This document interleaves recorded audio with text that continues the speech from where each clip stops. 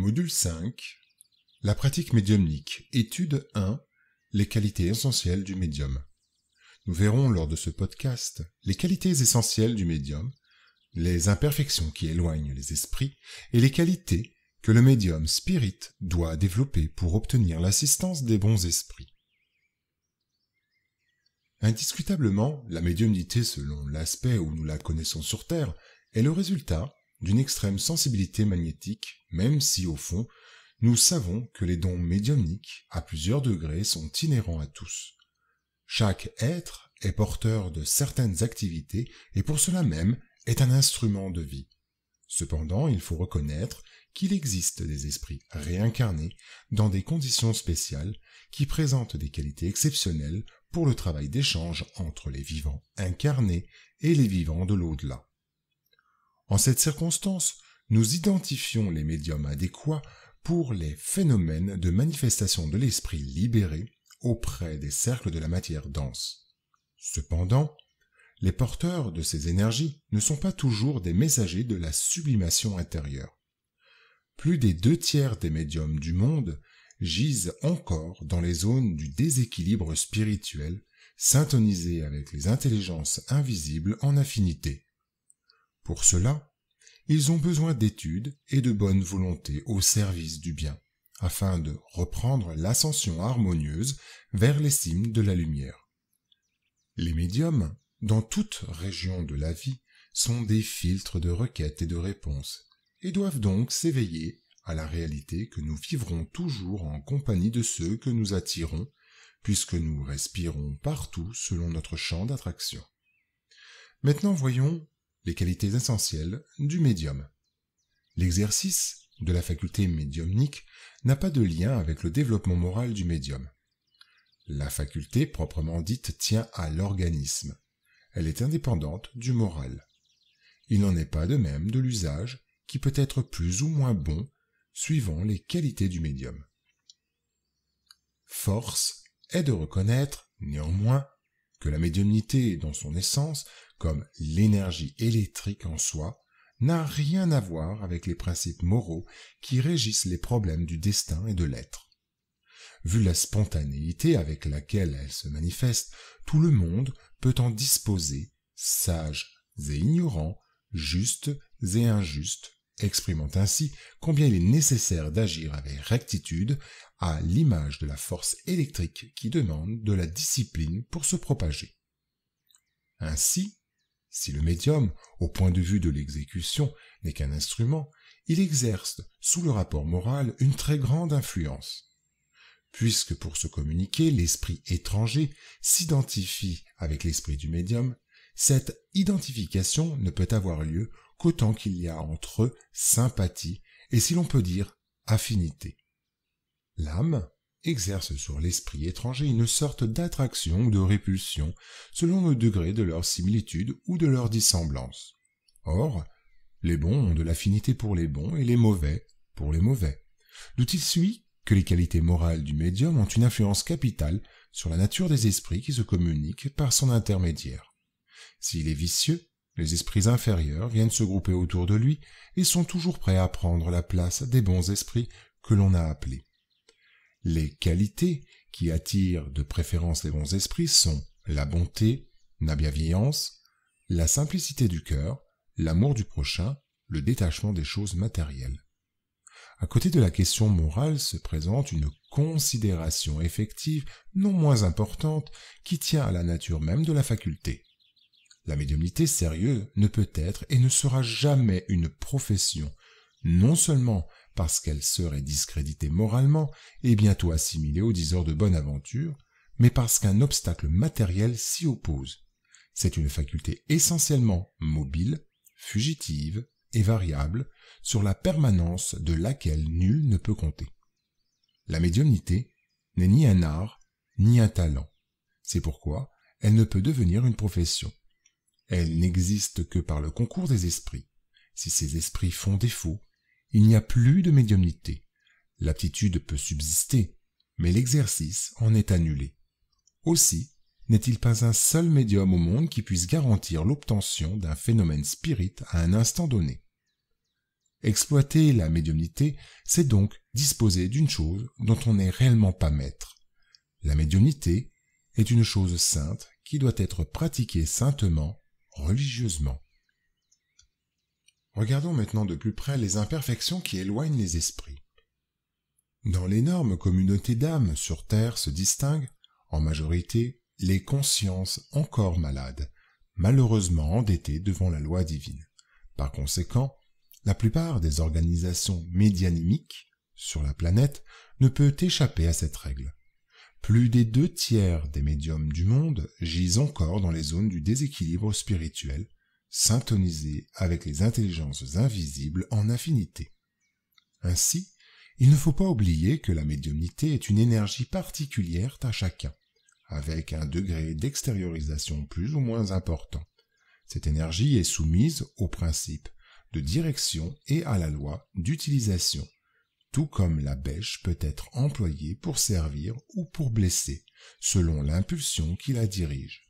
Elle se perfectionne toujours par le travail méthodique ou se couvre de rouille asphyxiante et destructrice lorsqu'elle est en repos constant. Ainsi, les imperfections morales sont autant de portes donnant accès aux mauvais esprits. Les plus exploitées sont l'orgueil, l'égoïsme, l'envie, la jalousie, la haine, la cupidité, la sensualité et toutes les passions par lesquelles l'homme s'attache à la matière. Mais celle qu'ils exploitent avec le plus d'habileté, c'est l'orgueil, parce que c'est celle qu'on s'avoue le moins à soi-même. L'orgueil a perdu de nombreux médiums, doués des plus belles facultés, et qui sans cela eussent pu devenir des sujets remarquables et très utiles. Tandis que, devenus la proie d'esprits menteurs, leurs facultés se sont d'abord perverties, puis annihilées, et plus d'un s'est vu humilié par les plus amères déceptions. L'orgueil se traduit chez les médiums par des signes non équivoques, sur lesquels il est d'autant plus nécessaire d'appeler l'attention, que c'est un des travers qui doivent le plus inspirer de défiance sur la véracité de leur communication. C'est d'abord une confiance aveugle dans la supériorité de ces mêmes communications, et dans l'infaillibilité de l'esprit qui les leur donne. De là, un certain dédain pour tout ce qui ne vient pas d'eux, car ils se croient le privilège de la vérité. Le prestige des grands noms, dont les parents des esprits qui sont censés les protéger les éblouit, et comme leur amour-propre souffrirait d'avouer qu'ils sont dupes, ils repoussent toute espèce de conseil. Ils les évitent, même en s'éloignant de leurs amis et de quiconque pourrait ouvrir leurs yeux. S'ils ont la condescendance de les écouter, ils ne tiennent aucun compte de leur avis, car douter de la supériorité de leurs esprits, c'est presque une profanation. Ils s'offusquent de la moindre contradiction, d'une simple observation critique, et vont quelquefois jusqu'à prendre en haine les personnes mêmes qui leur ont rendu service. À la faveur de cet isolement provoqué par les esprits qui ne veulent pas avoir de contradicteurs, ceux-ci ont bon jeu pour les entretenir dans leurs illusions. Aussi leur font-ils aisément prendre les plus grosses absurdités pour des choses subtiles. Ainsi, confiance absolue dans la supériorité de ce qu'ils obtiennent, mépris de ceux qui ne viennent pas d'eux, importance irréfléchie attachée aux grands noms, rejet des conseils, prise en mauvaise part de toute critique, éloignement de ceux qui peuvent donner des avis désintéressés, croyance à leur habileté malgré leurs défauts d'expérience, tels sont les caractères des médiums orgueilleux. Il faut convenir aussi que l'orgueil est souvent excité chez le médium par son entourage. S'il a des facultés un peu transcendantes, il est recherché et prôné. Il se croit indispensable et bientôt affecte des airs de suffisance et de dédain quand il prête son concours. Il faut donc fuir les dangers qui menacent la médiumnité, tels que l'ambition, l'absence d'autocritique, le manque de persévérance dans le bien et la vanité de se juger invulnérable. Le médium porte en lui-même ses propres grands ennemis. Maintenant, regardons les qualités que le médium spirit doit développer pour obtenir l'assistance des bons esprits. Il faut que tous les esprits venus sur la planète avec la charge d'opérer dans les travaux médiumniques comprennent l'étendue de leur devoir sacré pour réussir dans leur travail noble et élevé. Pour réaliser dignement le travail qu'ils ont été appelés à réaliser sur la planète, tous les médiums doivent s'identifier avec l'idéal de Jésus en cherchant à baser leur vie sur les enseignements de l'Évangile dans sa divine pureté. L'efficacité de leurs actions dépendra de leur détachement et de leur charité, et ils doivent comprendre, dans toute sa portée, la vérité contenue dans l'affirmation du Maître. Donnez gratuitement ce que vous avez reçu gratuitement. Quiconque connaît les conditions dans lesquelles les bons esprits se communiquent, leur répulsion pour tout ce qui est d'intérêt égoïste, et qui sait combien il faut peu de choses pour les éloigner, ne pourra jamais admettre que des esprits supérieurs soient à la disposition du premier venu. Le simple bon sens repousse une telle pensée. Celui donc qui veut des communications sérieuses doit d'abord les demander sérieusement, puis s'édifier sur la nature des sympathies du médium avec les êtres du monde spirituel. Or, la première condition pour se concilier la bienveillance des bons esprits, c'est l'humilité, le dévouement, l'abnégation, le désintéressement moral et matériel le plus absolu. En particulier, le médium spirit doit éviter de supposer qu'il y a des hautes responsabilités ou une mission transcendante, taire toute démangeaison d'évidence personnelle par la production de tel ou tel phénomène, veiller à ne pas devenir vaniteux et refuser le poison de la flatterie, même provenant de milieux bien intentionnés. La nécessité première du médium est de s'évangéliser lui-même avant de se livrer aux grandes tâches doctrinales. Le médium doit étudier beaucoup, observer intensément et travailler à tout instant à son illumination. Pour une éducation correcte, il faut étudier la faculté médiumnique ainsi que la doctrine spirit afin d'identifier le mécanisme des forces dont on dispose et les valeurs éthiques et instructives du spiritisme à incorporer au jour le jour, générant des conquêtes morales qui libèrent le médium des passions inférieures et attirent les êtres spirituels intéressés au progrès de l'humanité.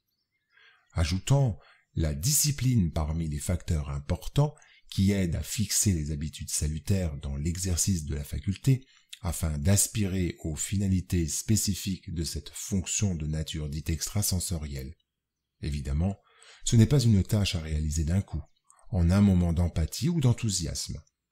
Elle découle avant tout d'un processus d'autocontrôle à long terme, obtenu par un exercice constant, créateur d'un climat émotionnel harmonieux qui favorise le silence mental indispensable. Personne ne demande que le médium soit un esprit parfait pour atteindre cet état, mais il est souhaitable qu'il s'efforce de s'améliorer en permanence, gravissant les plus hautes marches de l'évolution, aspirant à des conquêtes morales plus significatives. C'est pour cela que la médiumnité ne suffit pas pour la concrétisation des services qui nous reviennent.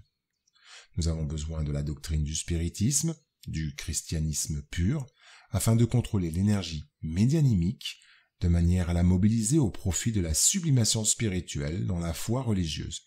Le spiritisme, symboliquement, est Jésus qui revient au monde, nous invitant au perfectionnement individuel par l'intermédiaire du travail constructif et incessant.